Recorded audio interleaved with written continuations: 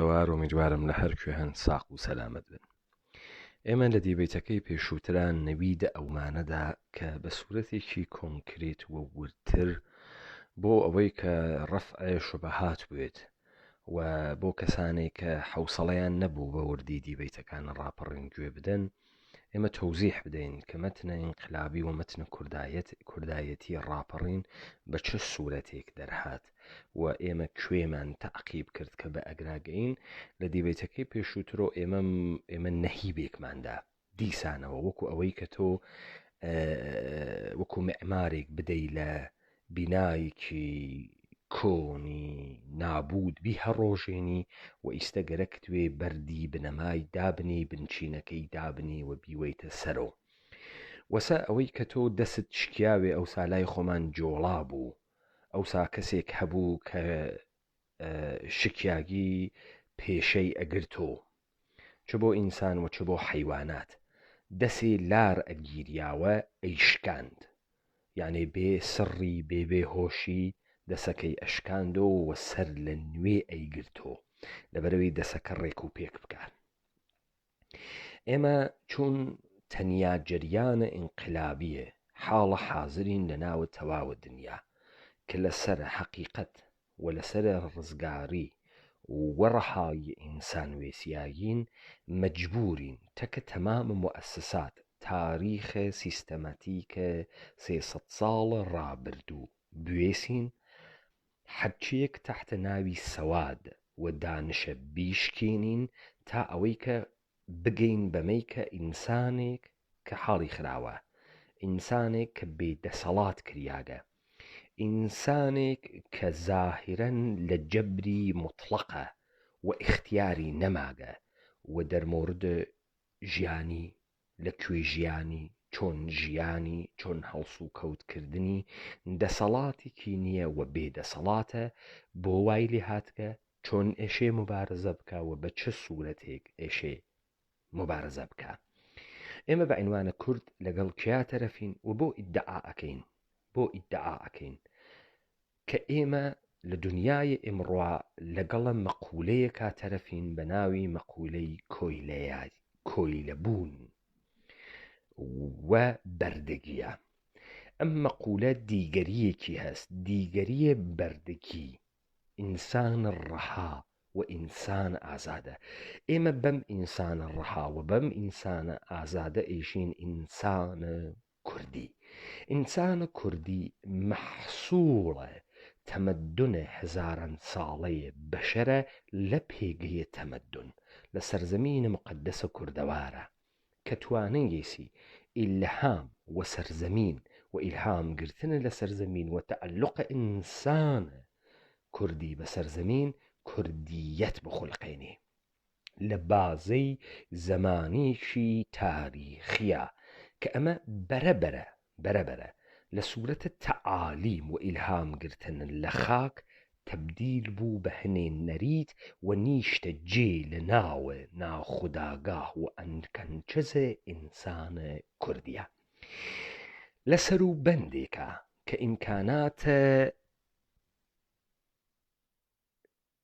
بەندێکە کە ئیمکاناتێکی زیاتر کەوتە اختیارە بەشەر لە پڕێکا کورد و ئینسانە کوردی چاوی کردو و لەگەڵە داستانێکا ڕوبەڕوو بوو.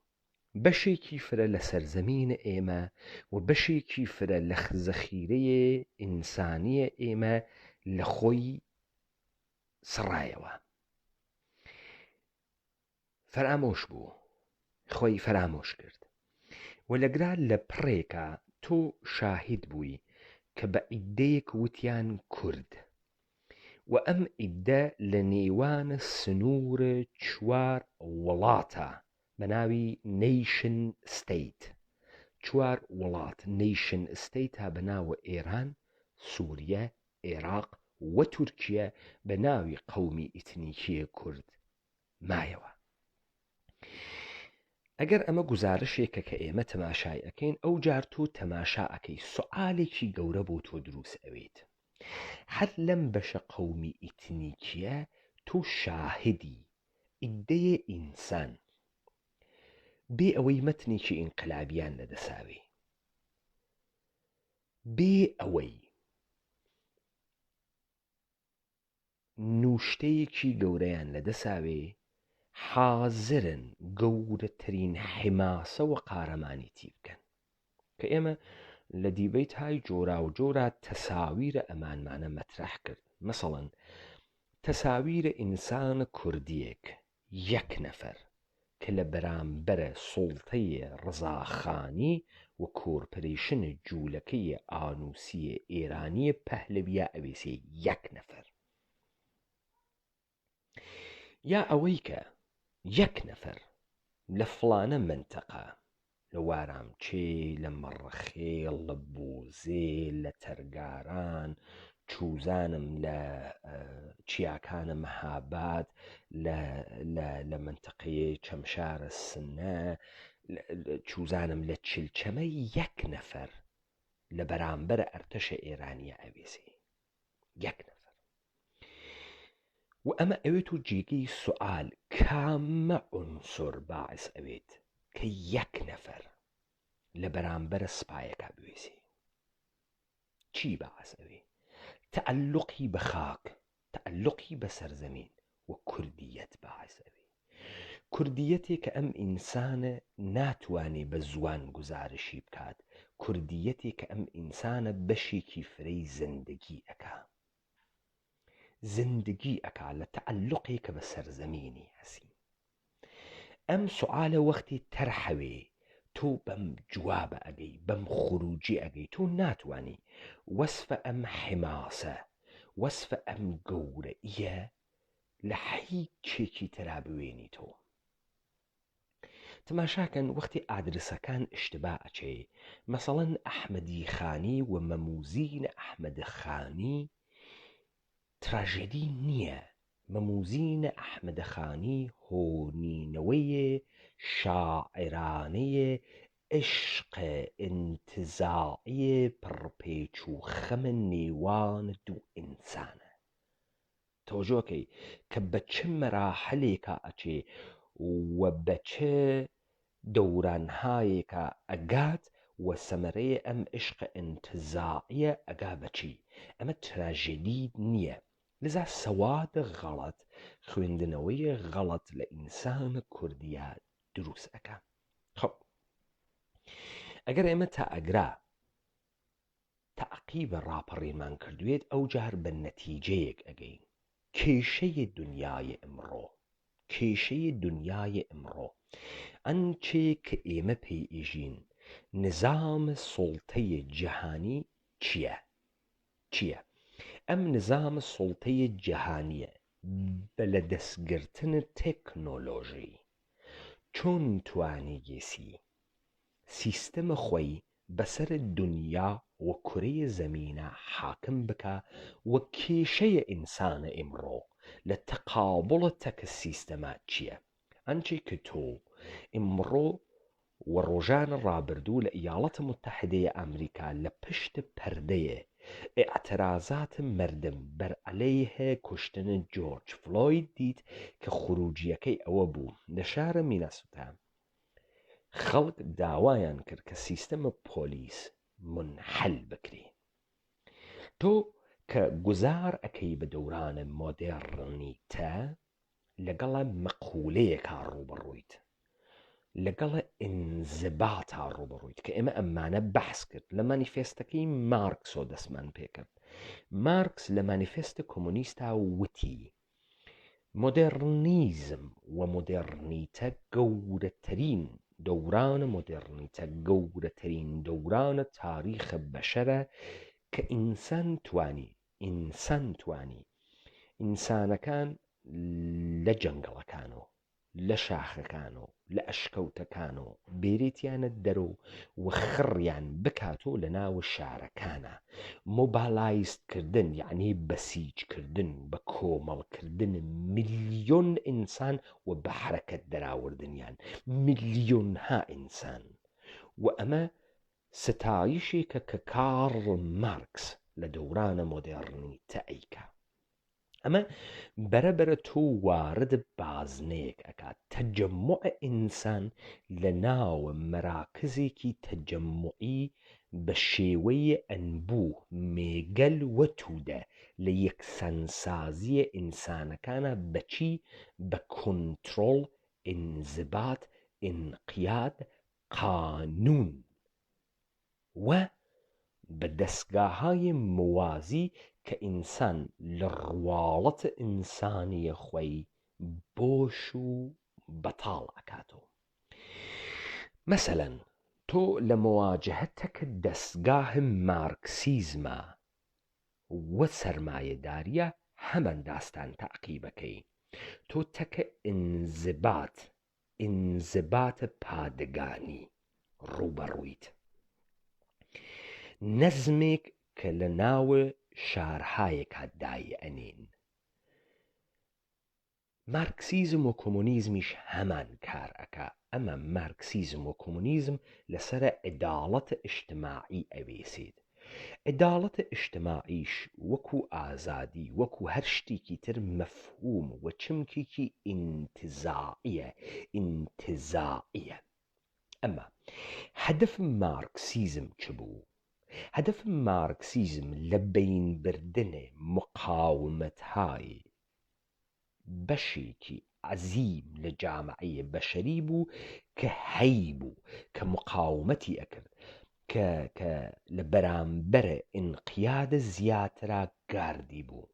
یەکێک لەوانە نەهادە خانەوادە بوو، بنەماڵە بوو.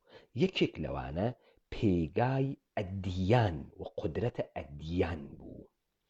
ئەمە نە بەو مەعنا کە دەسەڵاتە خانەوادە خراوە و کولەن دەسەڵاتە بەسەر ئینسان خراوە و ئیشێ نابودی بکەینە. دەسەڵاتیان لە حەوزەیە خانەوادە دەرکێشە، خستیانە دەسە سیستەم مەشایە ئەم کارەی بکردایە. لذا سەرمایەداری وە کۆمۆنیزم دووباڵی یەک پەیکەرن، وەکو ئەحزابە چەپ و ئەحزابە ڕاست، وەکو لەیبەر وە محافزەکار یەککەلە ئەم دووباڵە هیدایەت ئەکا لە کۆنتڕۆڵە جامعە. کە تۆ جامعەت کۆنتڕۆڵ کرد، ئینسانەکان لە ماهیەتە ئینسانی و لە وجودە ئینسانیە بۆشیان ئەکەیت و بەتاڵیان ئەکەیت.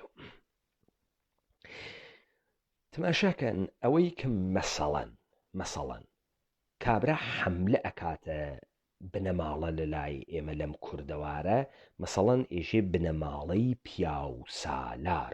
ئەم پیاوە کێس؟ ئەم پیاوە شووی ژنەکەس. ئەم پیاوە کێس؟ ئەم پیاوە باوکە مناڵەکانە. و دەسەڵاتە خانەوادە دەسەڵاتە گشتیە. ئەمانە حەملە بە چی ئەکەن؟ بە ڕەوابەتە فیما بەینە ژن و شوو، باوک و فەرزەند، دایک و فەرزەند. تەوەجۆ بکەن لە هەر کوێیەکان نەقشێکیان زۆر بەرجەستە کردو، بە تایبەتی ئەم نظامە تەحتە ناوە ڕووناکبیری لەو نەقشە بترسن، وەکو نەقشە معەلم، وەکو نەقشە دکتۆر، وەکو نەقشە پسپۆڕ و دەرووناس و نەقشە دایک ئەوەی کە فرە گەورە ئەکرێت و کاریان هەست بێت. پس لەگرا تۆ لە دنیای پاتریشیاڵ پیا و سالارانە لە چی ئەتراز ئەەکەی؟ لە ڕەوابەتێک کە تەحتە ناوە باوک تۆ بە دروستکردنە خانەوادە لەگەڵ مناڵەکانت هەست، لەگەڵە ژنەکەت هەست. ئەم ڕابطە مۆردە حەملە قەرارەگرێ. ئۆکەی، ئەگەر ئەم ڕابطە مۆردە حەملە قەرارەگرێ، ئەوجا ڕابطەیە دەسەڵات و حاکمیەت تەکە شارۆمەندەکانە وڵاتە ئایشەی تەماشا بکەی. تۆ ئیشێ بڕۆی ڕابطەیە فیمابەینە دکتۆر و نەخۆش تەماشا بکەی. ڕابطەیە دکتۆر و نەخۆش ڕابطەیە مطلقە ئەربابە بەسەر نۆکەرە. دکتۆر هەر نوسخەیە بپێچێت بۆ نەخۆش ئێشەی قبوڵ بکە. طبقە تەشخیصە دکتۆر، ئەگەر تۆ قەرارە بەشێک لە ئەندامی لەشە دەربێرن، دەری تێرن. ئەگەر قەرارە تۆ بخەسیەی ئەخەسیەی، ئەگەر قەرارە تۆ بەستەری بکری لە بیمارستان تۆ بەستەری ئەکرێ و لەشت تۆ کۆنتڕۆڵ ئەکرێ، سلول بە سلولە لەشت تۆ ئەبشکندرێ تحتە عنوانە چی؟ ئێستا من تێمەسەرە هەر دوو عنوانەکە. تۆ وەختێک ڕەوانشناسی تێری، ڕەوانکاوی تێری، ئەوەلین نەحلەیە ڕەوانکاوان و ڕەوانشناسان لە ئوروپا تحت ناوە ڕەوانکاو دەروونناس و ڕەوانشناس کار ناکەن. تحت ناوە چی کارەکەن؟ تحت ناوە پارێزەرانە پاقژی وە تەمیزیە کۆمەڵگا. هەر عنسورێ، هەر ئینسانێک کە مورد شکایەتە دە 15 نەفەرە، ئەمانە تحت ناوە سکیزۆفرنیا و تحت ناوە نەخۆشیهای جۆرا و جۆر کاورا ئەگرن و ئەیوەن لە جێگەیەکی ترا دایئەنێن. نەقشە زیندانە بەسیل کە لە ئینقلابە فەڕەنسەوە ئەشکیت لێو دوا بیری لێ ئەکرێتەوە کە ئەم زیندانە شێوەیەکی تەلتیفکریاگی پێ بدەن، لذا جگەی ئەکەنەوە لە یەکتری، جگەی ئەکەنەوە لە یەکتری. تۆ ئالەگرا بۆ ئەوەڵین بار ئەوێنی بەرەبەرە لە تاریخێکی 250 ساڵە نەقشێ تێتە دەرەوە بە ناوی پزیشکیە ڕەوانی، پزیشکیە دەرونی. ئەمە مەوجود نەبووگە لە ئەوەڵەوە، بەرەبەرە قەوام پێیاکە. نەقشە پزیشکیە ڕەوانی چی بووگە؟ نەقشە پزیشکیە ڕەوانی دوورکردنە خەتەر لە کۆمەڵگا بووگە. خەتەر کەواتە ئیستا ڕۆینە سەر دەسەڵات. کێ موجرمە؟ ئەو کەسەی وا خەتەرناکە. ئەوەی خەتەرناکە موجرمە، ئەوەی موجرمە خەتەرناکە. تەوەجۆ بکە. ئەوەی موجرمە خەتەرناکە، ئەوەی خەتەرناکە موجرمە. لەگرا ئەو ئەناسوورێک کە هەمگون نیەن، شکڵە مابەقیەیە خەڵکی نیەن، ئەم عنسورانە عنسورن نەخۆشن، خەتەرناکن، شێتن، دێوانن. دێوانە چی ئەکا؟ دێوانە هەم بەخۆی ئازار ئەگەێنی، هەم بە دیگەران ئازار ئەگەێنی. لذا تۆ گەرەکتە دێوانەیە بگری بیوەی حەبسی کەی لە تیمارستانە بەر ئەساسە چی ئەیگری؟ بەر ئەساسی ئەوەی کە ئەمە یا بەخۆی ئازار ئەگەێنی یا بە دیگەران ئازار ئەگەێنی. لەگران نەقشە ڕەوانشناس، ڕەوانکاو وە پزیشک وە پۆلیس یەکێکە. یەکێک لەش کۆنتڕۆڵ ئەکا، یەکێ زەهن و ڕەوان کۆنتڕۆڵ ئەکا، یەکێ یارمەتیە ئەم دووە ئەدات کە ئەم لەشە و ئەم ڕەوانە کۆنتڕۆڵ بکرێت، دەستگیر بکرێت و پاقش بکرێتەوە. ئەگەر لەمە تێئەگەین بعد ئەفەهمیم نظامە سوڵتە چۆن سوڵتە ئەکا بەسەرە ئینسانەکانەوە. خۆ تعبیرە ئەوەڵیەی ئەمانە چی بوو؟ تعبیرە ئەوەڵیەی ئەمانە ئەوە بوو: هەر کەس خەتەرناکە موجرمە، هەر کەس موجرمە خەتەرناکە. و دەرنەتیجە ڕەوانشناسیان هاورد. خب تۆ ئەگەیتە فازێکی تر، ئەمانە لێو دوا نەوعە کەلام ئەگۆڕن. پس لەگرا کۆنتڕۆڵ مهم بوو.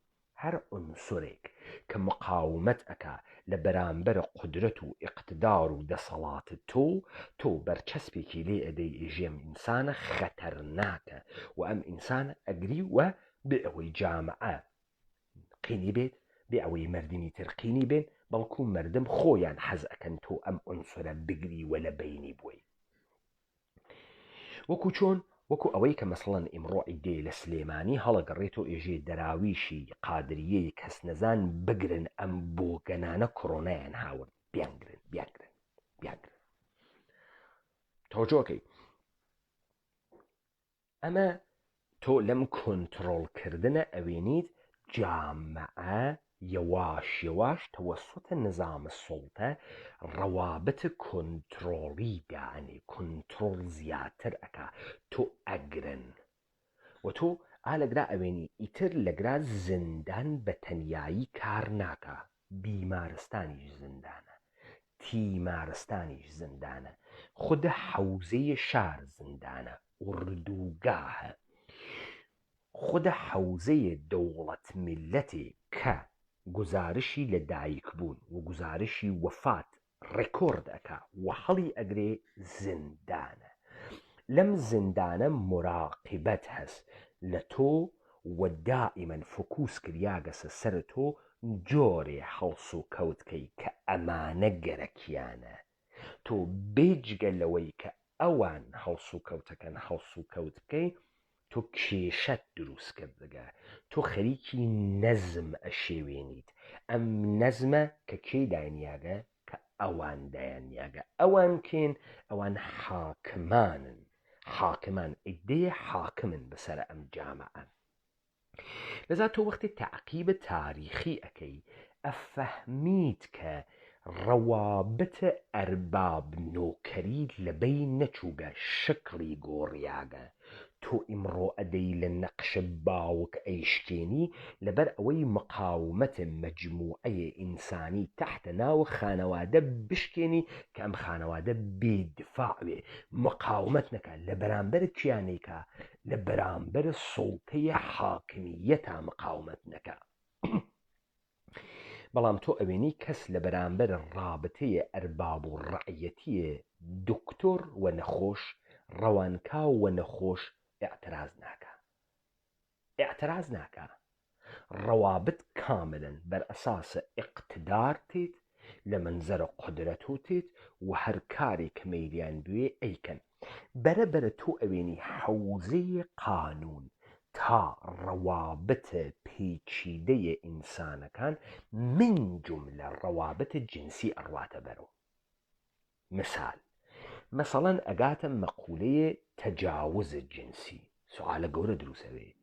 مەقولەیە تەجاوز جنسی مەقولەیە قانونیە، وا لە حیتەی قانون گوزاریە. ئایا قانون ئەتوانێت دخاڵەت بکاوە بێژێ ئەمرە جنسی چ شکڵی ئێشێ سوورەت بگرێ، چی مجازە چی مجاز نییە؟ تەبیعەتەن ئەمرە جنسی ڕەبتی بە قانون نییە و قانون بۆی نییە دەخاڵەت بکە. ئەمە قانون لە پشت چی تێ دەخاڵەتەکە؟ لە پشت دوو مەقولە: سەکسە تەکە مناڵ و تەجاوز. تەجاوز سرفەن بە ژن، نە بە کوڕ، نە بە پیاک، نە بە نەوجەوانە کوڕ، بە ژن.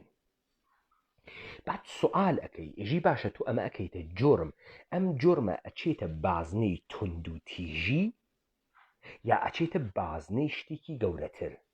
جۆرمە تەجاوز. ئەگەر تند و تیژیە دەی ئێشێ دیە بخوا، وەکو ئەوەی تۆ دوو چەقۆیی لە کاورایە ڕۆی دیە ئەدەی، بابەتێم خەسارەتە کە داکتە غرامەتێکی مادی ئەدەی، لەوانەیە حەبسێکی 5-6 مانگیش بکێشیت.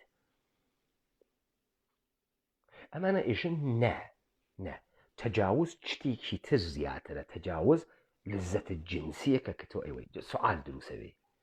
هیچ کەسێ لە مەقولەیە تەجاوزە لذەتە جنسی ناوە، چون تەجاوز وەسە خۆ ئرزاکردن ئستمناع لە لەشەیەکێکی ترە کە بە سەریعی ئەنجامەوێ. خۆ ئێستا گەینە سەرەوەی کە ئەمەی کە مۆردە تەجاوز واقع بووگە خەسارەتە بەدەنی دیگە، خەسارەتە ڕۆحی چۆن بەراورد ئەکرێ کە تۆ ئەتوانی جۆرمەکەی بەسەرەوە دابنی؟ بەراورد ناکرێ. دەی ئەگەر مناڵێ وەکو لۆلیتا، وەکو ڕۆمانەکەی لۆلیتا لە هەمبەرە 12 ساڵیسی خۆی تەکە هەمبەرە و لذەت ئەوە لە ڕابطەی جنسیەتەکە هەمبەرە، ئەمە چی؟ ئەمە تەجاوزە بە مناڵە. ئەی ڕزایەتە ئەم مناڵە چی؟ و لذەتێکە ئەم لە ئەمرە جنسی بردیەسی چی؟ لەذا تۆ ئەوێنی ئەم بەحسانە مەترەحن، ئەمە کەس ناچێتە سوراغی. تێچێت سوراغە چی؟ ئەوەی کە کۆنترۆڵ زیاتر بکا بەسەر ئینسانەکانە تا ناوە تەختەخاو. تا ناوە تەختەخاو تۆ ئیتر ڕەوابەتە عاتفی، عشقی، عشق ڕۆمانتیک و حتا لذەتە جنسی ناوێنیت. تەمامە ئەمانە سازماندەهی کریاگە لە لایەنە دەسەڵات و مەسەڵەن تۆ زەمانی ئێعترازەکەی بە دەسەڵاتە دین، ئیژی دین تا ناوە تەختەخاوەکەی تۆ تێت و بە تۆ ئێژێ چی مەکروحە چی حەڵاڵە و چی حرامە. بەڵام لە خۆت ناپرسی قانون کۆرپۆریشنە جەدیدەکان بۆچی تاناوە تەختخاوەکەی تۆتێت. ئمڕۆ لە بریتانیا لە سوئد لە وڵاتانە ئوروپایی ژن ئەگەر تەمایلی بە بەرقەراریە ڕابطەی جنسی نەوێت نایشتوانێ سابتی بکە، قەراریش نییە سابتی بکە. هەر ئەوەی کە ئەچێتە پۆلیس ئێژێ من شووەکەم قەستی بەرقەراریە ڕابطەی جنسی بوو و من امتناعم کرد و ئەو کردی، ئەمە ئەوێتۆ تەجاوز کاورا ئەگرن 10 ساڵی خەنە زیندان 18 ساڵی خەنە زیندان لەگرا تا تو بفەهمی ئەرباب کێس، تا تو بفەهمی دەسەڵات یعنی چی، کۆنتڕۆڵ یعنی چی، تا تو بفەهمی هەمبەستگی دروست نەوێ، عشق عەمیق دروست نەوێ، ڕەوابط عاتفیە عەمیق فیما بینە ئینسانەکان دروست نەوێ. ئینسانەکان چی تەنزیمیان ئەکا؟ ڕەوابط مەسنوعی تحت ناوە قانون. ئەمە چه اتفاقێکەکەوێ؟ ئەمە ئەو اتفاقە ئەکەوێ کە تۆ لە ناوە جامعەیەکان نازانی چی و بۆچی تۆ خەریکی مبارزە ئەەکەی و تۆ چۆن ئێشێ مبارزە بکەی. لەذا تۆ وەختی ئەخۆیتە تۆڕە کەیسە ڕۆمینا کە نیشتێکی شمالی کە باوکەکەی سەری ئەوڕێت و ئەمانە فەورەن بەرچەسپی لێدەن تحت ناوە قەتڵە ناموسی، تۆ ئێشێ ئەو پەڕی داستانەکە بخوێنیتەوە. سوال دەوڵەتە ئێرانی بەڕەوایەت جمهوریە ئیسلامیە ئانووسی ها بە شوێن چیۆ؟ دەوڵەتە ئێرانی نییە بە شوێن ئەوەی کە جامعە موسڵمان بکە، نییە بەوەی کە جامعە بواتە بەهەشت، ئەوەی کە تۆ ئەوێنی گەشتە ئێرشاددا ئەنێ گیر بە ڕووسەریە تۆ ڕوونەمایە ئەبزارە کارەکەیسی ئەنا تۆ ئەوێنی ئەمانە لە ئیسلامیکردنە جامعە ڕێبا لە بانکە قەت ناکەن. ڕێبایە بانکە ئێران لە هەرچی جێگەی دنیا زیاترە. تۆجۆکەی تۆ ئەوێنی دزی و دەخەڵی بێ ئەخلاقی لە ناو جامعەیە ئێرانە بێداد ئەکا. ئەمە هیچ ئیسلامی نییە.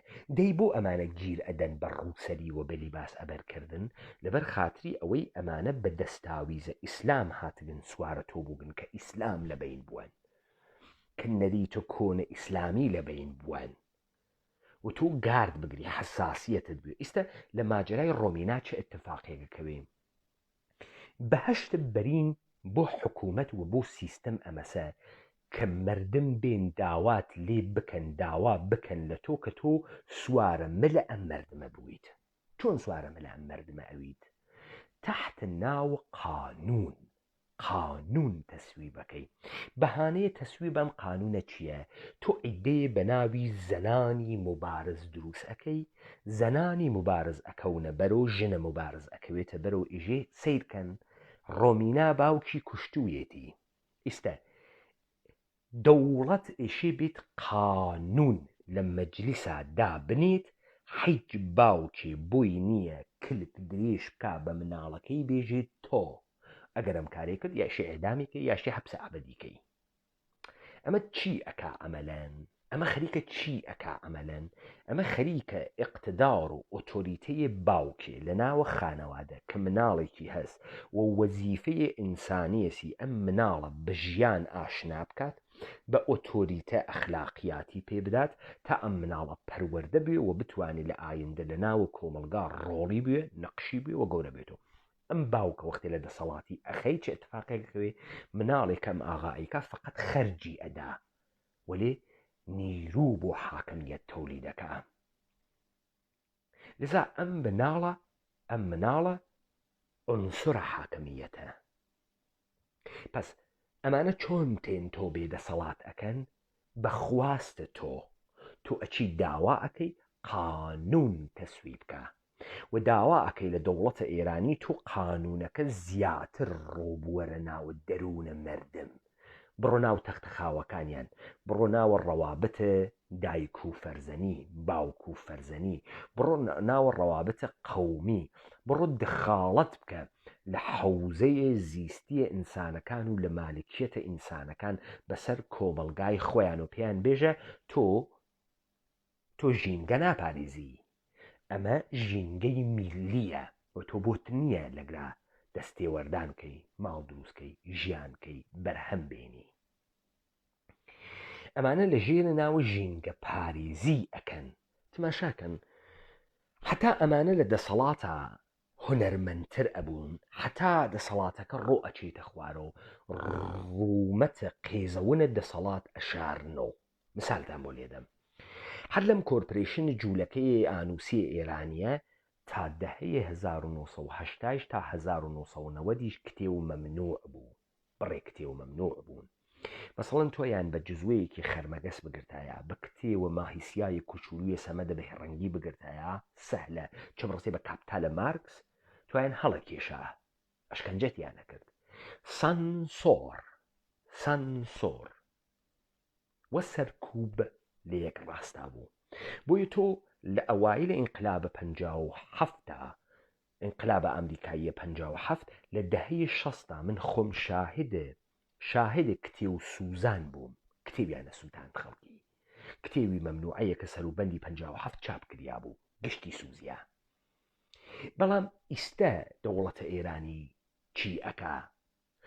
کتێو خەتەرناک بوو لەبەرەوەی تۆ بیخوێنی تۆ مشکلە دروستکەی بۆ حاکمێتیە کە حەزی پێناکە. ئیستە چی ئەکەن بە تۆ؟ ئیستە کتێو چاپ ئەکرێ، هەموو کتێوێ چاپ ئەکرێ، هەموو قسەیە چاپ ئەکرێ، بەڵام کەس نایخوێنێتەوە. بۆ کەس نایخوێنێتەوە؟ بۆ خاتری ئەوەی ئەمانە هاتن حەوزەی ژیانە فەردیە ئینسانەکان. مەسەڵەن تۆ ڕۆژی 8 ساعت کارەکەی، 24 ساعتە شەوانە ڕۆژ، 8 ساعت کارەکەی، 8 ساعت ئەخەفی، ئەمێنێتەوە 8 ساعتە. ئەم 8 ساعتە کە نەکارەکەی نەئەخەفی ئێشێ مەسەڵەن 2 ساعتی بە حەمامێک و دەستشویەک و نان خواردنی بچێت تۆ ئەمێنیت و 6 ساعت. لە تووری ڕۆژە 6 ساعت فراغەتت هەیە، فراغەتت هەست، یعنی ئەتوانی هینی کارکەی. ئەم چی کردگە بۆ تۆ؟ ئەم 6 ساعتی تۆیە پڕ کردگەسەوە بەچی؟ بە میدیا، بە تەلەڤیزیۆن، بە سریاڵە جۆرا و جۆر، بە ڕیالیتی شەو، بە شەبەکەهای جۆرا و جۆریە ماهوارەیی، بە سۆشیال میدیا پڕی کردگەسەوە. تو فکر نەکەی، تۆ کە ئەگەید تۆزێ وەختەیەکەی تەلەڤیزیۆنەکەت ئەەکەیتەوە، تەلەڤیزیۆنەکەی خێتە سەر ڕووداو، خێتە سەر جێم تیڤی، خێتە سەر کاناڵە MTV موزیک، خێتە سەر کاناڵە پۆڕن، و تۆ نەوەختت هەست متالعە بکەی، نەمتالعەکەی و نەشتی فێرەوی. چی فێرئەوی؟ بەرنامەیە من و تۆ فێرئەوی، بەرنامەیە ژن ژیان ئاسۆ تەماشاکەی. ئیمڕۆ کێ حاکمە زەهنە تۆز؟ ژن ژیان ئاسۆ، ئەو حاکمە زەهنە تۆز. ئەو بە تۆ ئێژی چی بخۆی، چۆن لەباس بکەیتە بەرت، چۆن مناڵ پەروەردە بکەی، چۆن قسە بکەی، دنیا چی شکلیە و تۆ چۆن تەکە قەزایە ڕۆبەڕوویت. ئەمانە چی ئەکەن؟ هەمگون سازی ئەکەن، تودە دروست ئەکەن، مێگەل دروست ئەکەن، گشتی وەکو یەکترین، گشتی عینە یەکتری فکرەکاتەوە، گشتی وەکو یەکتری تەحلیلەکە، گشتی وەکو یەکتری کۆمەڵگا ئەوێنێ، گشتیان سەبارەت بە فڵان مەسئلە فڵانە بیر ئەکەنەوە. مەسەڵەن پەیمانە حەیدەری ئەحیش تەلەڤیزیۆنێک ناوەن، بۆ نایوەن؟ چون دوو ئەسڵ هەیە، یا ئێران دوژمنە ئەمریکاس و تۆ ئیشێ یا لە بەرەی ئێراناوی بڕۆی قسە بکەی، یا لە بەرەی ئەمریکاوی. تۆ لە بەرەی ئێران یا ئەمریکانەوی لەسەر دوژمنایەتی ئێران ئەمریکا تەحلیلە سیاسی نەکەی، هیچ تەلەڤیزیۆنێ ناتوە. دەستوری کار ئەمەسە. یا تۆ ئێشێ سەر بە ئێرانی بێی بە زاهر بێژی ئەمریکا قەددارە و سەگبابە و پتر سوختەس و جمهوری ئیسلامی حەقی هەسو و وابکات و ئەوە تریبونە پێدەن. BBC، وۆیس ئۆف ئەمریکا، KTV، ڕوودا و NRT کورتسات تریبونە پێدا، پەکەکە تریبونە پێدا. یا ئەچیتە ئەوێ تەرەفدارە ئەمریکایش جمهوری ئیسلامی چەپۆڵە و سەگباب و ئەمریکا ئەیخوات و قەپیپی ئاکات و بڕاستی و برایان هوک هات و برایان هوک چوو، دۆناڵد ترامپ دەرچوو، ئاوای لێ ئەکەن و ئەمە تەلەڤیزیۆنە پێدەن. بەڵام ئەگەر تۆ بێژی دەوڵەتە ئێران بەچێ دەوڵەتە ئەمریکاس هاواهەنگن لەگەڵ یەکتریا، یەک نەفەر بە تۆ تریبون نادا چون تۆ تەواوە بازیەکە ئەیشێوی ئەمڕۆ کەس لە خۆی ناپرسێ سازمانە ملل متحد بۆ تێ ئێژێ قەتڵە قاسمە سولەیمانی قەیرەقانونی تێرۆرە کەس لە خۆی ناپرسێ یاڵەتە متحدەیە ئامریکا تەواوە کشوەرە ئوروپایەکان بۆ تێن لە شۆرایە ئەمنیەتە سازمانە ملل بەر عەلەیهە ئەحوازیە قارەمانەکان قەتنامە سادرەکەن کە ئەمە عەمەلیاتە تەرۆریستیە بەر عەلەی ڕژیمە تەرۆریستی ئێران سپاهە پاسدارانە تەرۆریستی و هەر لیست تەرۆر ئەمریکا بۆ ئیقدامە ئەحوازیەکان تەرۆریستیە وەلی ئیقدامە یاڵەتە متحدەی ئەمریکا تەرۆریستی نییە بۆ یاڵەتە متحدەیە ئەمریکا ئیشی لەم حەدە بێ دفاع لە دەوڵەتە ئێران بکات لەذا تۆ ئالەگرا ئەوێنیت تەمامە ئەمانە تەقسیم بەندی کریاگن و کەسێک کە خۆی ئەخاتن مەعرەزە تەلەڤیزیۆن ئەوەی لە وجودی دروست ئەکرێ خەسیادیە ئێعتماد بنەفسێکی کاذبە تۆ ئەوێنی مەسڵەن گشتیژێ بەڕاستی ئەوروپا خۆشە و بەڕاستی لە ئەوروپا مافیە مرۆڤ هەسوو بەڕاستی ئینسانەکان لە ئەوروپا گەشتونەتە ئەوجوو لوتکە ئەمە لەکوێ فێر بووگە لە تەلەڤیزیۆن فێربووکە بەڕاستی ئوروپا وان نییە و بەڕاستی پسپۆڕانی جەهان لە هەموو شوێنێکی دنیادا و بەڕاستی وەزیرێک تێت و سەری ئەم وەزیرە بکەن لە پاسە ئەمانە ئەوێت و دانستەهای مردمێک کە زەحمەت ناکێشێ مردمێک کە فکر ناکاتەوە مردمێک کە نازانێ چۆن کاول بووگە و مردمێک کە نازانێ مەسڵەن قساکەی بۆژێ خەڵکیم شتانە گشتی ئەزانێ درۆکەی خەڵکی حیچێ نازانێ خەڵکی نافەهمێ نازانێ خەڵکی ئەوەی ئەیزانێ ڕوودا و کریەسی زەهنی کەی 24 کریەسی زەهنی NRT کریەسی زەهنی ئەوانەی کە ئەیزانێ پسپۆڕهایە کە ئێشێ بڕۆنە ئەم تەلەڤیزیۆنانە کردگنیانە سەر زەهنە ئەمانە و ئەمانە کین ئەمانە کەسانێکن کە لە ژێرە سوڵتەیە نظامە جەهانیەک 9 ملیارد ئینسانە کوڕی زەمین کۆنتڕۆڵ ئەکا بۆ ئیدەیەکی بچووک کە پێیان ناوە حکوومەتڕانان خەریکە لەم کارەکەن ئەمە مقدمەیەک بوو کە ئێوە بفەهمن کۆنتڕۆڵ ئینزبات و ئینقیاد چۆن کارەکە چۆن تۆ کۆنتڕۆڵ ئەکری و تۆ لە ماهیەتە ئینسانی خۆت دوورە ئەکریتۆ چۆنە لە زەرفە 100 ساڵە ڕابردووە تۆ ئیتر مختەرعێ وەکو ئێدیسۆن تێسلا ناوێنی چۆنە تۆ ئیتر شیمیدانێک وەکو پاستۆر ناوێنی کە بێت واکسەنە سیل کەش بکاوە بیدا لە خۆی نایوێنی ئاخرین هەڵقەیە فەلاسفە ئاخرین دانیان لە دنیای ئەمڕۆوە ئاغای میشل فۆکۆ بوو دوای فۆکۆ تۆ ئیتر فیلسوفێک ناوێنی کە ئاوانگارد بێ لە بەرامبەر سیستەمە ناوێنی نییە مەوجود نییە ئەنچێ کە تۆ ئەیوێنی گرتنە دەرزە سیستەمە ئەم دنیای قەرنە 21 سەمەرەیە تەفەکوراتە فەلاسفەیە قەرنە 20ۆمە ئەوائلە قەرنە 20ۆم لێو دوا تۆ وارد ئەنواوە ئەقسامە کۆنتڕۆڵە کۆمەڵگاوی وە بەشەر ئەوی ئەمڕۆ ئوسولەن کۆمەڵگایە مەوجود نییە ئەمڕۆ ئوسولەن جامعەیەک نییە ساختارێکی تەبیعی لە تەقسیماتە جامعە نییە ئەمڕۆ ئوسولەن تۆ هێزێک لە مەردم ناوێنیت مەردنێک وجودی نییە ئەنچێک کە هەست ڕابطەیە ئەرباب و نۆکەرە ئینسانی کە تا دەرونی تەرین ساحەتە خۆی کۆنتڕۆڵ کریاگە ئینسانەکە خۆی سانسۆر ئەکا تەماشاکەن مەسەڵەن لەم بریتانیا و ئەمریکا قانونی دەرچووگە پێی ئێژن قسەهایە کە تەنەفور دروست ئەکات ئێشێ سانسۆر بکرێ هەر کەسێ قسەیە بکا کە تەنەفور دروست بکە ئەیگرن یعنی بەر لەوەی کە جۆرمێ اتفاق بکەوێ ئەمانە لە پێشەوە پۆتەنسیێڵی جۆرمەکە تەشخیص ئەدەن و ئەیگرن ئەسن تۆ کارێکت نەکردگە تۆ ئەمەڵێکت نەکردگە تۆ حرەکەتێکت نەکردگە ئیستا چی بوو گەسۆ جۆرم سرفە ئەوەی کە تۆ وا فکر ئەەکەی تۆ جۆرمە خۆب تۆ ئالەگراوێنی سانسۆر وە خۆ سانسۆرکردن لە ئینسانەکانە دەست پێەکە تۆ هەواست هەست قسەیە نەکەی هەر لەم جەمعە کەسی واتیا من ئەیناسم لە سوئد ژیانەکە تەلەفۆن بۆ منەکایژە کاک پەیمان من زاتم نییە لایکە دیبەیتەکەی تۆ بکەم لە سوئدا ئەمگرن خۆی سانسۆرەکە چون من بەر عەلەیه نظام سوڵتەی جیهانی قسە ئەەکەم، من بەر عەلەیه بۆت و ئایدڵەکانە نظامە سوڵتەی جیهانی قسە ئەەکەم. ئەم کاورا لە سوئێد و زاتی نییە من لایکە. ئێمە ئەندامە ڕاپەڕینمان هەست، زاتی نییە دیبەیتەکەی ڕاپەڕین شێرکە. بۆ خاتری چی؟ بۆ خاتری ئەوەیە کە ئەگەر دیبەیتەکەی ڕاپەڕین شێرکە، دەوڵەتە ئوروپا و دەوڵەتە ئەمریکا ئەیگرێت، چون ئەماغا تەهدیدە. تۆ ئەکەویتە خۆسانسۆرکردن، تۆ خۆتت کنترۆڵ کردە بۆ سیستەم، دەرنەتیجە تۆ ئاسۆیەک لە ڕەهایی ناوێنی. یەکێتی، پارتی، پەکەکە، کۆمەڵە، دموکرات، حیزب کۆمۆنیستە ئێران، کۆمۆنیزمە کارگەری، حیزب تودە، پەیکار، تەمامە ئەمانە خروجیەکان ئەگا بەکوێ؟ خروجیەکان ئەوێ بە دەوڵەتە مقتەدرێ مەرکەزیە حاکمە سەر جامعە. ئەوەی کە ئەمانە تەبلیغی بۆ ئەکەن چییە؟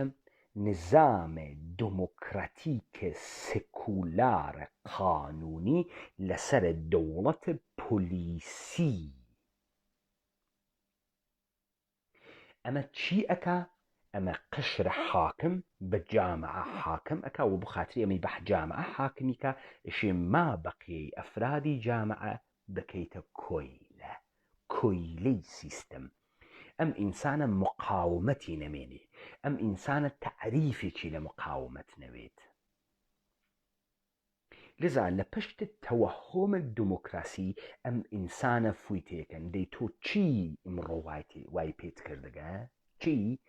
قانونە حاکم، نە قانون بەتەنایی، نە قانونی کە بە درێژایی هەزاران ساڵ لە باڵانسە محیتی و زیستیە تۆ بە سوورەتە تەبیعی دروستت کردەگە و ڕعایەتی ئەەکەی. نه، مشتێ ئینسان بە مەنافع و نەفسانیاتە شخصیە خۆیان لە مەجالسێکا کۆ ئەون و تەرحە قانون ئەکەن. چۆن تۆ زیاتر بێ دەسەڵات بووی نەتوانی دەسەڵاتی ئەمانە خراوکەی و تۆ حەزیشی پێ بکەی. مەبنای قانونە ئەمانە ئەمەسە کە من و تۆ بە عنوانە ئینسانهای سەربەست نەتوانین دەسەڵاتمان لە خۆمان بوێت. ئیستا تۆ ئەگەیتە کورد لەگەڵ کێ تەرەفە؟ ئایا کورد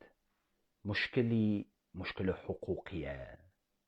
یعنی کورد شارۆمەندە وڵاتە ئێرانە، شارۆمەندە وڵاتە تورکیەز، شارۆمەندە وڵاتە عێراقە، شارۆمەندە وڵاتە سووریەس. بەڵام ئەم وڵاتانە وڵاتایەکی دیکتاتۆرن و زاڵمن و ئەمانە حقوق شارۆمەندی نادەن بە کورد. حقوق شارۆمەندی چییە؟ ئەمەی کە کورد لە ئیمکاناتە ئەم کۆرپۆرێشنە کە تعریف کریاگەس و بتوانێت سەهمی بێ. کورد کێز؟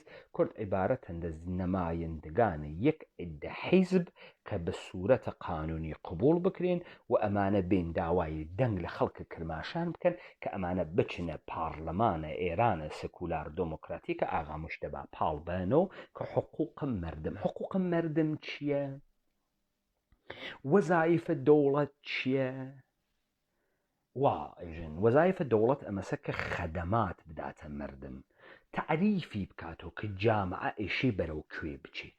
تۆ نە ئەوێنی دەوڵەتە عێراق، نە دەوڵەتە تورکیە، نە دەوڵەتە ئێران، نە دەوڵەت نە هیچ کام لەم حیزبانە حتا بۆ ئەم دەوڵەتانەی کە هەست نایژێ. ئێران ئێشێ بۆ کوێ بڕوا؟ بەکوێ بگا؟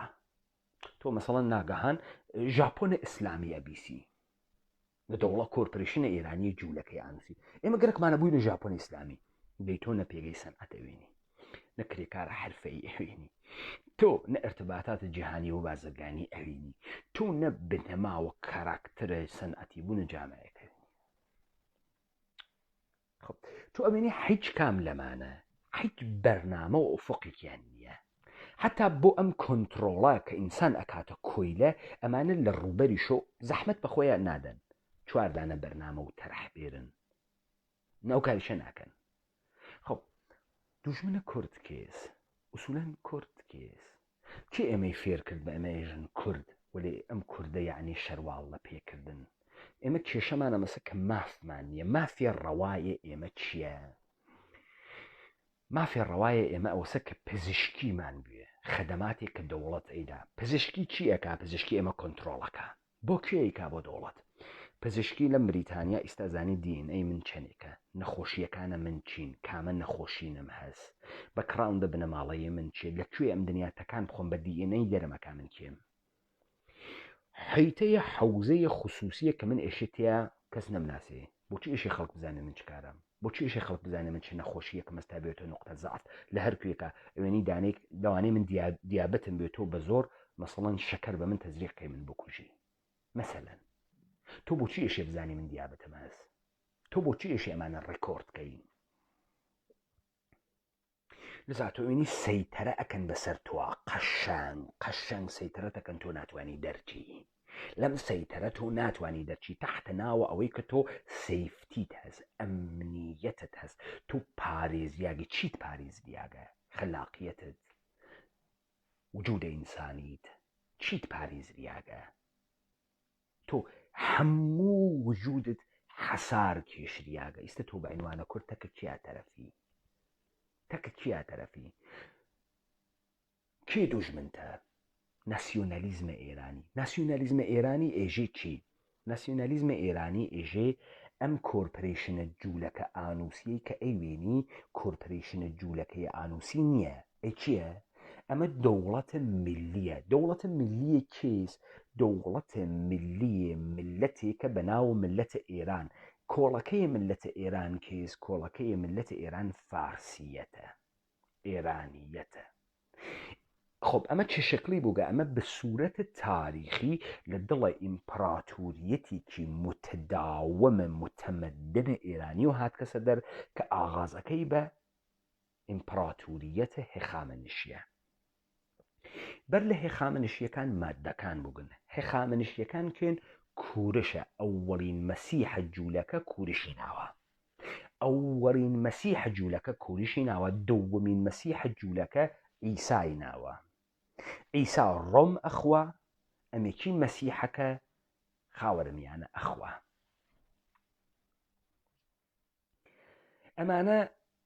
ئەمانە ناسیۆنالیزمەکان سوارە بەر ئێرانیەت. ئێرانیەت سوارە بەر دوو کۆڵەکە، دینیاری و شەهریاری. خب ئەمانە ئیدعاءەکەن 2500 ساڵە سەروەرە دنیا بووگن. طبق نەزەرە هەگەل یەکەم پێگەی دەوڵەتن و دەوڵەتە سیستەماتیکن. ئەمانە ئێمە کەین؟ ئێمە ئێرانین. ئێمە زوانمان قەبلەن فەهلەوی بووگە و ئیستا بووگە سۆ فارسی و گشتمان کوڕ کوورشین، بەچە کوورشین، گشتمان زەردەشتی بووگین و لە پشتە زەردەشتی. ئەمە خروجیەکەی وێت و چی؟ خروجیەکەی ئەوەیەتەوە ئەمەی کە ئەم سیستەمە کە بەسەرە ئێران و ئیمڕۆ حاکمە ئێرادەی ملی ئێمەست. ئێمە بەشێکی نەم تاریخە و ئەم تاریخە خەریکە بە ئێمە ئێژێت. ئەمە اقتدار دەوڵەتە ئێرانە و دەوڵەتە ئێران دەوڵەتێکی 2500 ساڵەس بە محوەریەتە قەومە فارس. خب تۆ سەرە با لە ئاسمان، شاخت ئاسمان کون بکە، ئەوی تۆ ژێر مەجموعەی دەوڵەتە فارسە ئێرانی. خب وەختی تۆ حەز ئەەکەی بە کوورش، حەز ئەەکەی بە زەردەشت، حەز ئەەکەی بە زەردەشتی بازی، لە تۆ کێ دروست ئەکا؟ لە تۆ حاشیەیە مەتنە ئێرانیەت دروستەکە. وەختی ئەو مەتنە و تۆ حاشیەی ئەو دائیمەن سوارە و تۆ دائیمەن وایتە خوارە، ئەو کێس معلوم نییە.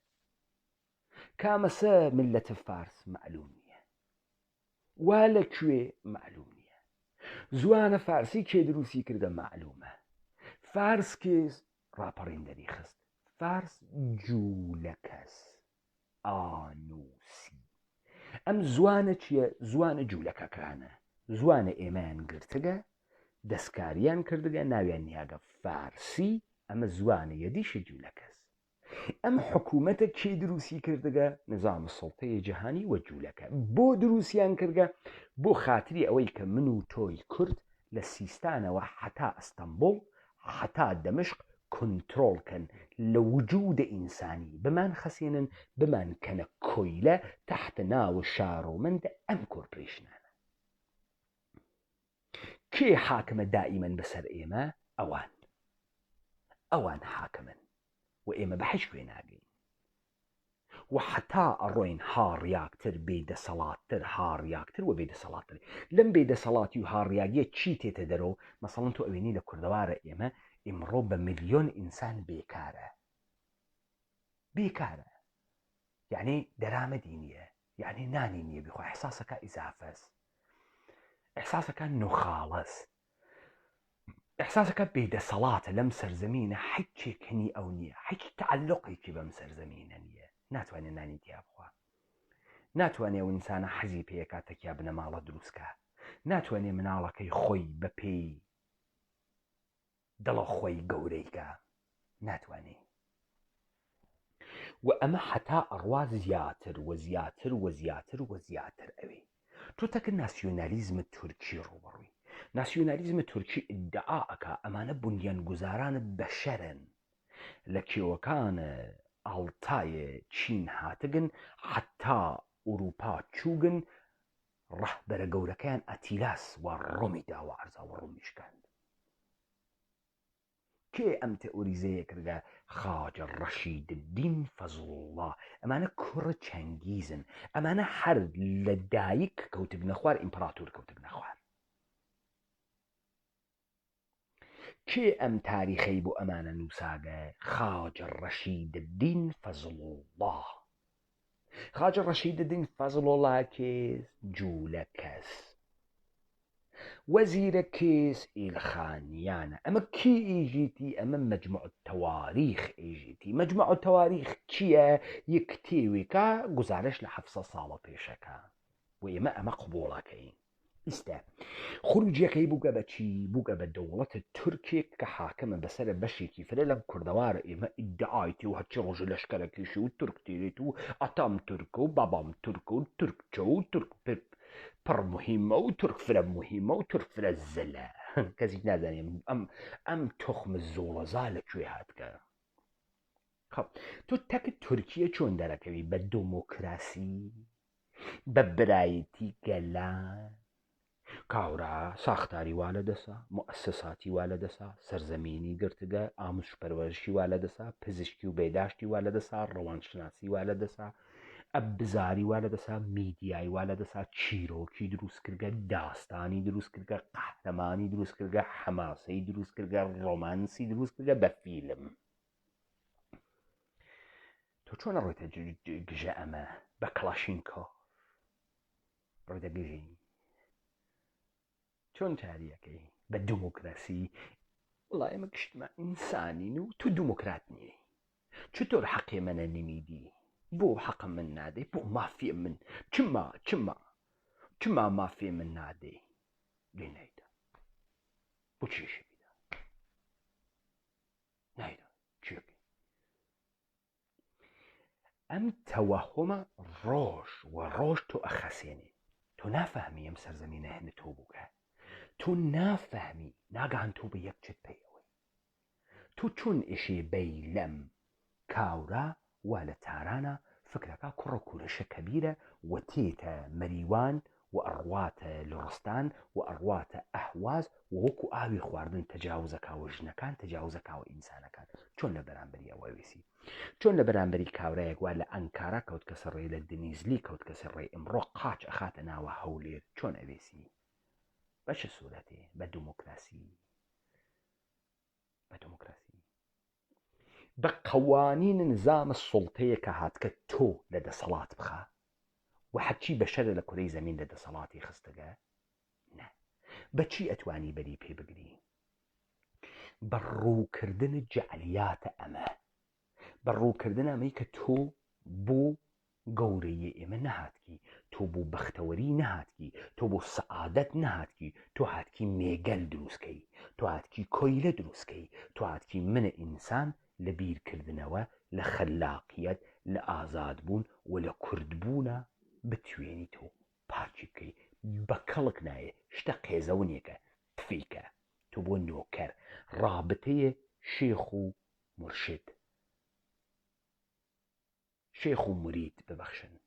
رابطەیە دکتۆر و نەخۆش، رابطەیە حاکم و محکوم، رابطەیە شێت و ڕەوانپزیشک، رابطەیە کە تیا سوڵتە و اقتدار مطلق حاکمە، رابطەیە ئێرانیە مەهد تەمەدن و ئاغازگەر تاریخ تەکە کوردێکی وەحشی دەمەقوپان لە پێیشوان بزن، رابطەیە تورک و ئەتراکە قودرەتمەند، پاڵەوان، قارەمان وا منجیانە بەشەریەت بووگن، تخمە ئیمپراتور سڵتان ابنێ سڵتان ابنێ سڵتان ابنێ سڵتان ابنێ سڵتان. تۆ کوردێ وەحشی تورکێ شاخاویە وەحشیە دوور لە تەمەدونێ بێ فکرێ بێ ئەندیشەی بەڕبەڕ لە بەرامبەرە سڵتان ابنێ سڵتان ابنێ سڵتان ابنێ سڵتان ابنێ سڵتان ابنێ ئاتیلا وێسیاگی. بە دۆمۆکراسی سڵتان ابنێ سڵتان ابنێ سڵتان ابنێ ئاتیلاوەیتە دواوە بە کامە هێزە ئیجرایی. بە دۆمۆکراسی کوڕە کوورەش یەکەم مەسیحە یەهود، یەکەم مەسیحە یەهودا ئەوەیتە دواوە. بەچی ئەوەیتە دواوە؟ یا تۆ خۆت حەزەکەی بەم تەسویرە چەنگیز خان و ئاتیلا و کوڕە کوورش و حەزی پێکە چون هاڕیاگی هەچێکە بۆ نەماگەسۆ دەسێکە نایشتێنیشێ ماچی بکەی لەزا تۆ بەر لە گشت کەسێ عەکسی سەربازی حەقامنشی ئەنیتە ماڵت و ئەوینی ئەمە گزارش ئەدات کێشی ئینسان و کوردی وێ وەلی کۆیلەیەکە کە لە چاپلووسیا بە شوێنە محەبەتە ئەربا بەگەڕێ دەرەکی بێژی من لەگەڵە قەومە ئێوەم، من تەکە ئێوەم، من وەکو ئێوەم، من شکڵ ئێوەم، بەشە منیش بدەن، با منیش بووەم، با منیش زندگیکەم. ئەو نە تەفسیری لە زندگی هەست، نە تەفسیری لە مبارزە هەست و نە لە ڕەهایی هەست. ڕاپەڕینە کوردەوارە سەر بەخۆ چی کرد؟ پس ئێمە لە یەکەم قەدەما وتمان کوردیەت یعنی ڕەهایی، ئینسان ڕەهای خەلاق وا لە بەزەیی دەستگاهە ئەخلاقیە. ئاغای کورد براکەم بفەهمە حماقەت و خەرج مەدە، دەستگاهە ئەخلاقیە. خۆ من تاوانە بێسەوادیە تۆ نادەم، خۆ من تاوانە جەهالەتە تۆ نادەم، دەستگاهە ئەخلاقیە. ئەفەهمی بەزەیی ناوە. تەرەحم نییە ئینسانە جاهل، تەرەحم نییە، میهرەبانی نییە، دڵم بۆ گوڵی سوورە سووتێت و ماچە بووکە شوشە بکەم و دەستپێرمەقەی کاوەڕێکانە حەیوان. ئەمە نییە، ئەمە تۆ ئەیوێنی، ئەمە ڕیاکاریە، تەزاهورە، درۆزنیە، بێشەرەفیە. ئەمە تۆ کاورای درۆزنێکی هاڕیاگی پدەر سوختەی و ئەم سەنگەرتە ئینتخاب کردگە کاوەڕ ماچ بکەیت و وە درۆ مناڵە مردم ماچ بکەی لەبەر خاتری ئەوەی سوحا مردمیش دڵی بۆ تۆ بسووتی. بەزەیی دڵسووتان و تەرەحم نییە، بەزەیی دەستگاهە ئەخلاقیە، سەروەرانەیە، ئینسانە سەروەرە ناوە سەرزەمین و تەبیعەتە کوردەوارە. ئێمە تەوزی هەماندادا ئەی ئینسانە کە ئەمڕۆ لە دنیا مەرغوبەوە گزارش لە خۆیەدا چییە؟ ئینسانە کۆیلەیە سیستەمە. دووگانەیە ئەمە کێس، متەزادە ئەمە کێس کوردیەتە. کوردیەت کوێس؟ کوردیەت هەمان پێگەیە ئاغازگەرە تەمەدونە بەشەر بوو کە توانی ئینسانیەت سودور بکا بە دنیا. ڕەهایی، خەلاقیەت لە بەزەییە گەیشتنە بە کوردیەت. ئەمە دووگانەیە ئینسانە کۆیلەس، ئەمە متەزادە ئینسانە کۆیلەس. کوردیەت و ئینقیاد، کوردیەت و کۆنترۆڵ، کوردیەت و ئینزبات حکوومەتی، نە نەزمە تەبیعی، نە سوڵتەیە یاسای تەبیعی، یاسای هەزاران ساڵ ساختە بەر ئەساسە کوردیەت لە دەستگاهە بەزەییە کوردیە. نە، یاسای دروستکردناوە مەجلسە ئەوام، مەجلس لۆرد، مەجلس نەمایەندگان ئەحزاب دەست ساختەیە مەسنوعە طبقەی حاکمە، طبقەی ئۆلیگارش، طبقەی مۆنارش. پس تۆ لە دنیای ئەمڕۆ دووگانەیە ئینسانە کوردی و ئینسانە کۆیلەت هەست. ئۆکەی؟ خەو ئەم دووگانە جارێ لە سیستەمە جیهانیەکە تۆ دیگەریە ئەمەیتە، ئەمەی وا بەشەری بە نابوودی کێشاگەوە بە کۆیلەتی کێشاگێزی. ئەمە لە وەهلەی ئەوەڵ. لە وەهلەی دووەم تو مەفهومە ئیتنیکی قەومی نییە و بە کارەگاهیە تاریخی سابتی ئەەکەی کە مەوجودیەتە قەومە تورک تاریخی نییە و نییە و دروست و ئەمانە ساختە بووگە تەوتەئەیە 300 ساڵە گوزەشتن و ئێرانیەت هەروە و هەرتک لەمانە بازوویە دروستکریاگە نظامە سڵتە جودۆ کریسیانەتی کلیسا و کنیسەن. بۆچی؟ بۆ خاتری ئەمەی ئەم گوستەرەیە کەلان کوردەوارە کە ئینسانە کوردی تیا زندگی ئەکات کنترۆڵی کەن کۆرپۆریشنی بەسەرا دابنێن و خروجیەکەی بێت و چی؟ خروجیەکەی بێتەوە ئەو ئینسانە ئوروپاییە و ئیمڕۆ پزیشکی، دەرمان، ڕەوانشناسی، حکوومەت، قانون، پۆلیس، دەوڵەت کۆنترۆڵی کردن. هیچ ئێرادەیەکیان نەخۆیان نییە، هیچ شتێ بە ناوی ئێرادە مەوجود نییە، هیچێک مەوجود نییە، ئەخلاقیش مەوجود نییە، ئیتر هیچێ مەوجود نییە.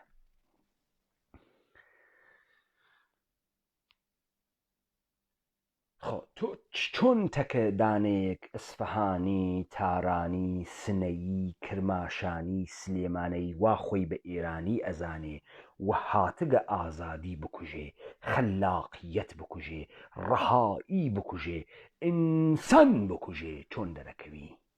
بەوەی کە پێی سابت یەکەی ئەو وا لە مەوزە باتڵە، ئەو نێ لە مەوزە حەقا، ئەو لەسەرە مشتی درووی سیاگە هاتکە بۆ هاڕیان بۆ لە بەینبردنە زندگی، بۆ نابودکردنە نۆڕم و هارمۆنیە ژیان. لذا لە گوزارێکا بە دیکتیڤیە تاریخی و کارەگاییە تاریخی سابتی ئەەکەی تاریخێک ئەمانە بەحسیەکەن مەحسوڵە ساختە بووگە دەست جوولەکەس لەسەر کاغەز فقط. پس ئەمە حەقیقەتی نییە. پس ئێمە مردمانێکی نەوکەرە ئیمپراتوریە هەخامنشیمان نییە، سەروەرانی بە ناوی هەخامنشیمان نییە، مەسیحێ بە ناوی کوورشمان نییە. سابتی ئەەکەی میلەتێکی متەمەدن کە گزارش لە ڕەهایی تەمەدن گەورەئی بدات بە ناوی فارس مەوجود نییە، مەوجودیەتە تاریخی نییە، چون ناوێت ئەمە خروجیەکەی وێت. ئەمڕۆ لە پارکە دانیشتووە لە تاران پیاک خۆی هەڕاجەکا بوو، پیاک خۆی وەکو کالای جنسی ئەفرۆشێ و ئەم مەردەمە متەوەهمە تارانە عێراقە ئەسفەهانە نازانێت ئەم کۆرپۆریشنە بەسەری سوار بووگە جوولەکە سازە و هاتگە ئەم بکاتە پیاوی قەحبەیە پارکە دانیشتوو.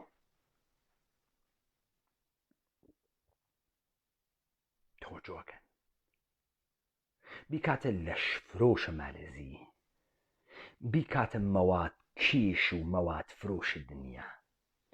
بۆیە تۆینی جوولەکەی ئانووسی پێ ئەخاتە بەسرە وای پێکا، بەغا وای پێکا، سلێمانی وای پێکا، هەولێر وای پێکا، وای پێکا، گشتیوێت و فاحشە، گشتیوێت و لەش فرۆش، گشتیوێت و ماوەدە مخدر مەسرف کۆن، گەشتی معتادوێ.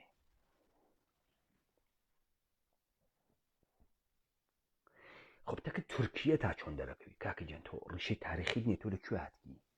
تۆ بولغاریت، تۆ مەجاریت، تۆ یۆنانیت، تۆ خەڵکە کەریمەی، تۆ ئەم زوانە یەدیشە لەکوێ هاوردەکتە؟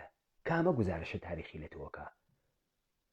سوڵتان سوڵەیمان کەرکیز، سوڵتان سەلیمی یابووی و کوێیس، سوڵتان محەممەد لە کام تەواوە دەرچووگە؟ باسە کێیەکەی؟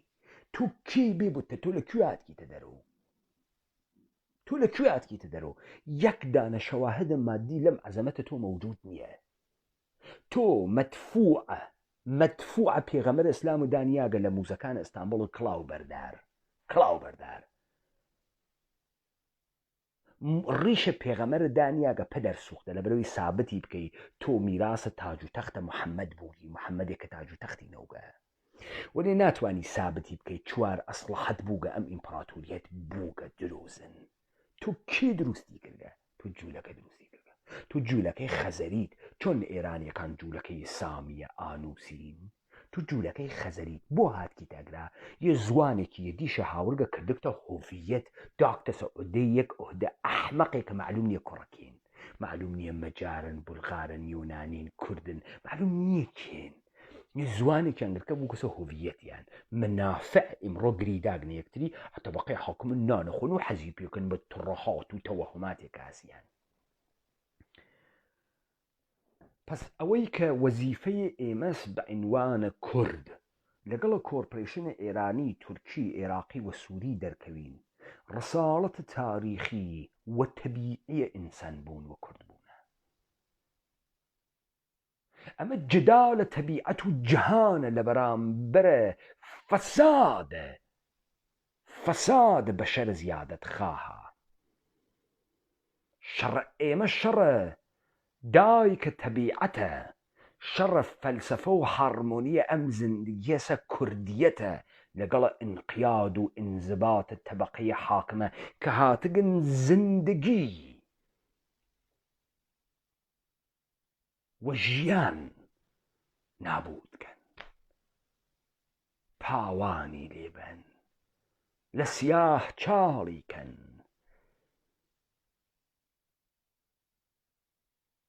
و ئەم میراتە تاریخیە لەم سەرزەمینە مقدسە کوردەوارە بۆ ئینسانە کوردی بەجێماگە و ئینسانە کوردیە کە ئێشێ ئەم کارە بکات پس ئێمە ناچارین لە نابودیە کۆرپۆریشنە ئێرانی و تورکی و سووری و عێراقیە و تەمامە نظامە سوڵتەی جەهانیە چون ئەمە ڕساڵەتە تاریخیە چون بوونە ئێمە سروشتە ئێمە وەکو ئینسانە کوردی وەکو متعلقانە بەم سەرزەمینە کوردەوارە وەکو لە داوێنە ئەم کوردەوارە گەورە بووگە ئەمەسە ئەگەر ئیمڕۆ شکڵەمان گۆڕیگە ئەگەر ئیمڕۆ خۆمان گەم کردەگە ئەگەر ئەمڕۆ نازانین چه خەوەرە چون سیستەماتیک وامان پێکریاگە وەلی لەو جێگە وا خەریک بوو لە بین بچین ناگەهان لە دڵ ئەم کوردەوارە کوردیەت ئەحیا بوو وەچی کرد لە ڕابڕینە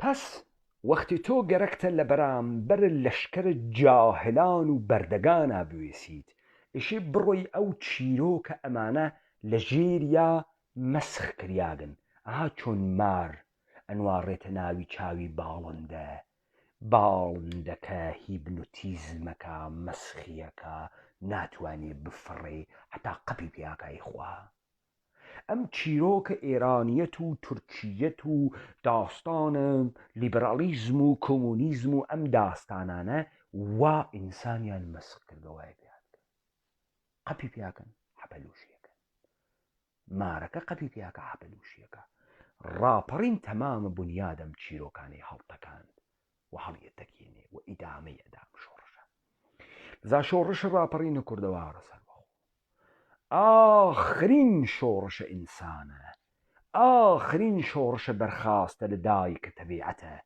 لە بەرامبەرە ئینقیاد و انضباط و انحصار و کنترۆڵە نابودیە فەلسەفەیە ژیانە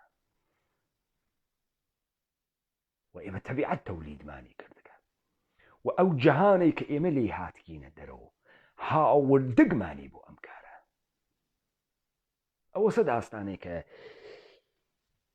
مۆردە خانش تێگەیشتنە مردمانێک قەراری نەگرتگە سەختە تۆ یەک عمر تڕەهات بەنە خوردە فکر بکەی شتێکی یەک عمر لە ناوی دروا زندگی بکەی قینەتێ لە حەقیقەت یەک عمر عادەت بکەی بە کۆیلەیی ناتوانانی لەسەر ئاژنۆی خۆت بوێسی ناتوانانی لای ئێوە خۆش.